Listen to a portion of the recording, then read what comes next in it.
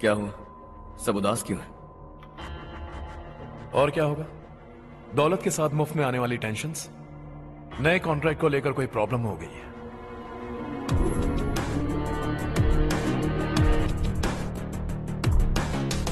तुम बिल्कुल सही कह रहे हो, जरा होल्ड करना। राधे, सेंट्रल मिनिस्टर विश्वनाथ राव का बेटा बाहर अपॉइंटमेंट लेने को कह रहा था। उसकी जान लेने वाला था, लेकिन थप्पड़ मार के छोड़ दिया।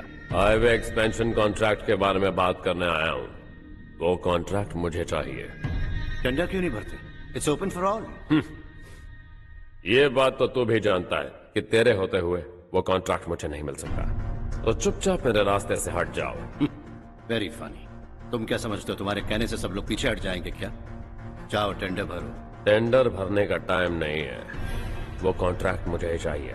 बच्चों की तरह जिद नहीं किया करते। बच्चा, चल तुझे एक कहानी सुनाता हूँ। रोज मंदिर जाने वाली तेरी बीवी घर नहीं लौटी तो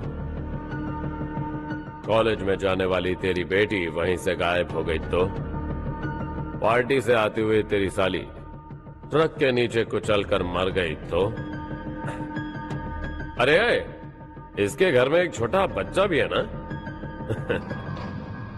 लगता है फैमिली थोड़ी बड़ी है, सबके बारे में बताना बहुत मुश्किल है।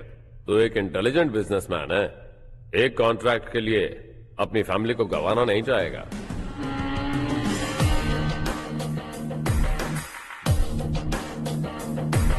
ऐसी धमकियां देने वाले बहुत लोग होंगे, लेकिन मैं उनसे अलग हूं। मैं कुछ भी करूं, मुझे बचाने के लिए मेरे पीछे एक बैड फादर है।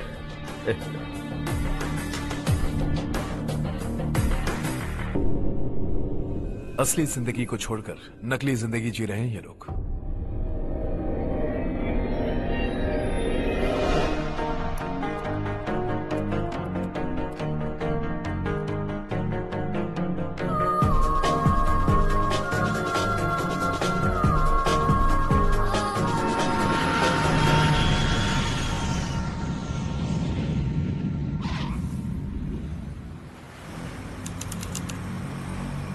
कल की फेयर ओपनिंग में मुझे जरा सी भी कवरेज नहीं मिली है।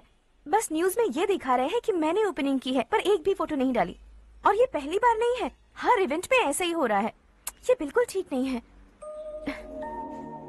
कब तक हमारे बारे में कोई और लिखता रहेगा? हम अपने बारे में खुद क्यों नहीं लिखते? तुम्हारा मतलब? सोशल मीडिया, फेसबुक, ट्विटर, सिर्फ इवेंट क्या, उसमें आप जो चाहे लिख सकती हैं।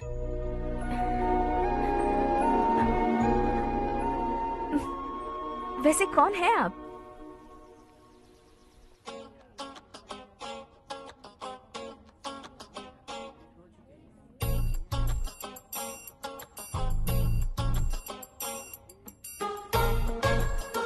हाय। हाय। होमवर्क कर रही हो? Post graduation thesis. बस आखिरी बार मेरी तरफ से हाई कमांड से बात कर लीजिए। अगर मेरी मिनिस्ट्री चली गई तो पूरे स्टेट में मेरी इज्जत मिट्टी में मिल जाएगी। हाँ हाँ please sir, please sir. Okay okay sir, बाहर कोई आया है जो आपसे मिलना चाहता है। कह रहा है आपका रिश्तेदार है। अंदर भेजो।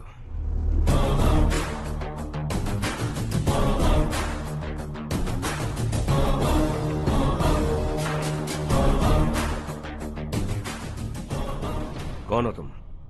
हर्ष। आपको नहीं पता मैं कौन हूं, पर अगर आपको जानता हूं ऐसा नहीं कहता तो अंदर आने नहीं देते। किसी कॉन्ट्रैक्ट के मामले में आपका बेटा मेरे डैड के पास आया था। धमकी देने लगा कि वो टेंडर उसे चाहिए और डैड को हटने के लिए कहा। उसने ये भी कहा कि नहीं हटे तो फैमिली को खतरा है। टेंडर और बिजनेस के बीच अगर फैमिली को लाया तो मैं उसके थोबड़े का नक्शा बदल दूंगा। बिजनेस में फैमिली बीच में नहीं आनी चाहिए। हर्ष, तुम यहाँ कैसे? तुम्हारे डैड से थोड़ा सा काम था। ओह अच्छा। डैडी, हर्ष का जो भी काम है फौरन हो जाना चाहिए। Very nice guy. आप लोग बातें कीजिए, मैं अभी आती हूँ। क्या कह रहा था भूल गया। हाँ, फैमिली बीच में नहीं आनी चाहिए। इतने बड़े होकर अपने बेटे को यह भी नहीं सिखाया। हर्ष बेटा, अरे तुम यहाँ कैसे? बस कुछ काम से आया था आंटी। ये बहुत अच्छा लड़का है, इसका जो भी काम होगा आप तुरंत कर दीजिए। आप लोग बातें कीजिए, मैं भी आती हूँ। ठीक है। तो हम कहाँ थे? फैमिली बीच में नहीं आनी चाहिए। बिल्कुल। मेरी फैमिली पर नजर रखना बंद कर दे। ये तू भी समझ और अपने उस सिर फेरे बेटे को समझा दे। उसने कहा वो कोई भी गलत काम करे उसे बचाने के लिए उसके पीछे एक बैड फादर है। मेरी फैमिली को बचाने के लिए मैं बैड सन हूं। बैड मतलब तुझ जैसा नहीं, तुझसे ज्यादा बिगड़ा हुआ। कल सुबह तेरा बेटा मेरे ऑफिस आया। शाम को मुझे पता चला। रात को तेरी फैमिली का पता लगा। सुबह फ्लाइट में दिल्ली आया।